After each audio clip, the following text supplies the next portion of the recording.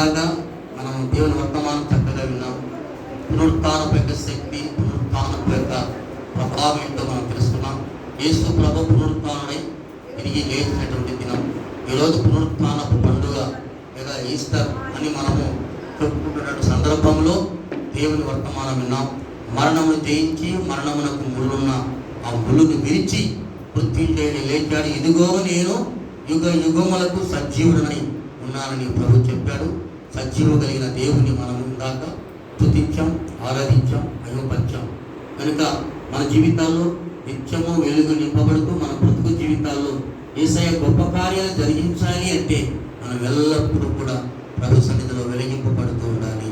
ఆ నూతన బలం, నూతన శక్తి, నూతన పునరుత్థానపక శక్తి మనం పొందుతున్నాం. అటువంటి గొప్ప దీవెన దేవుడు మనకంత దయచేయను కాక ప్రార్థన చేస్తున్నాం. అందరం కళ్ళు మూసుకోనండి. ఈ యొక్క సమయంలో దేవుని వర్తమానం విన్నాం. ప్రియులరా, పునరుత్థానములో మనం ఉన్నాం. ప్రభు ఇదిగో నేను మృతి పొంది తిరిగి 3వ దినమున లేచునని లేఖనముల ప్రకారము ఆయన తెలియజేసిన రీతిగా ఆయన మృత్యుంజయుడై లేచాడు. మరి ఈరోజు పునరుత్థానం దినం. నీ జీవితం ఎలా ఉంది? చీకటి మరణం నేను వెంటాడుతుందా? చీకటికి శక్తిలో నువ్వు బంధింపబడి ఉన్నావా? మరణపు బంధకాల మధ్య నువ్వు బంధింపబడి ఉన్నావా? ఇదిగో మరణపు ముళ్ళును విరిచాడు యేసయ్య. నీ యొక్క పాపమనే చీకటిని తోలివేసి ఇదిగో నీకు వెలుగును ప్రసాదించడానికి ఆయన వచ్చాడు. ఇదిగో ఆ దినాన రోమా సామ్రాజ్యపు సైనికులు ఇదిగో ఆయన శిలువ ఆయన సమాధిలో బంధించి భద్రపరిచినప్పటికీ ఎన్ని బంధించినను ఆయన ఇదిగో ఆ యొక్క సమాధిని గెలిచి లేచాడు. సమాధిని గెలిచి లేచాడు. సమాధిని గెలిచి మృత్యుంజయుడై లేచాడు.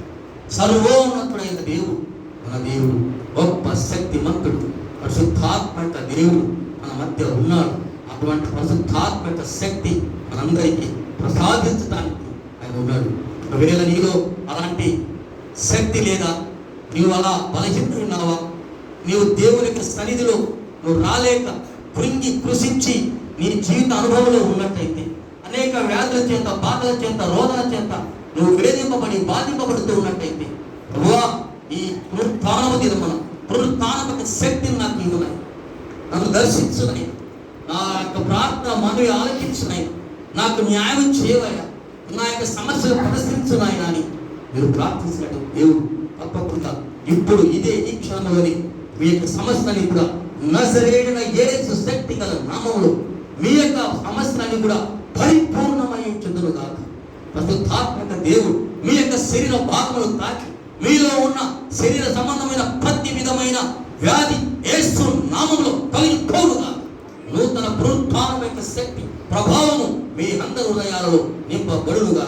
అటువంటి గొప్ప దేవుడు మన మధ్య ఉన్నాడు. ఈ రోజు ఆ దేవుని గురించి నువ్వు వేడుకో, ప్రార్థించు, నీవు దేవుని సన్నిధిలో మొరపెట్టు, దేవుని మొర ఆలకించి నీకు సహాయం చేస్తాడు. కనుక ప్రియా సోదరి సోదరుడా, నీ జీవితంలో ఏమైనా నష్టపోయావా? కష్టం వచ్చిందా? బాధ వచ్చిందా? కన్నీరు ఉందా? కన్నీరు వెనక దీనగాథ ఉందా? నీ యొక్క స్థితి గట్టి పరిస్థితి ఏ విధంగా ఉంది?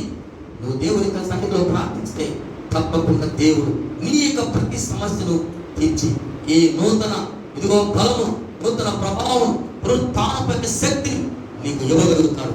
అదే నేటి పునరుత్థానపు దీవెన ఆశీర్వాదం దయచేశాడు. అటు దీవెన నువ్వు పొందుకోవాలనుకున్నట్టయితే ఇప్పుడు దేవుని సన్నిధిలో ప్రార్థించు. ప్రభువా ఈ నూతన ఇదిగో ప్రభు పునరుత్థానపు శక్తి నాకు రావాలి, కావాలి. యేసయ్య మరణమును జయించావు, పునరుత్థానుడై లేచావు, ఇదిగో ప్రభు సమాధిని గెలిచావు. ఇదిగో ప్రభువా నేనైతే ఈ లోకంలో అనేక సమస్యల చేత చిక్కుపడి ఉన్నాను, బాధపడుతున్నాను. నేను ఈ సమస్యలను జయించాలంటే ప్రభు నాకు జయమును దయచేయి, నాకు విజయమును ఇవ్వు. ఓ విజయశీలుడా, ఓ విజయశీలుడా నాకు విజయం దయచేయి. ఎవరైతే ప్రార్థిస్తారో, ఎవరైతే ఆ విధంగా వేడుకుంటారో, దేవుడు నీకు నీ జీవితంలో, నీ కుటుంబంలో విజయం ప్రసాదిస్తాడు. విజయం ప్రసాదిస్తాడు. నీకు నీలో ఉన్న అపజయాన్ని తొలగిస్తాడు. నీలో అభద్ర భావం తొలగిస్తాడు.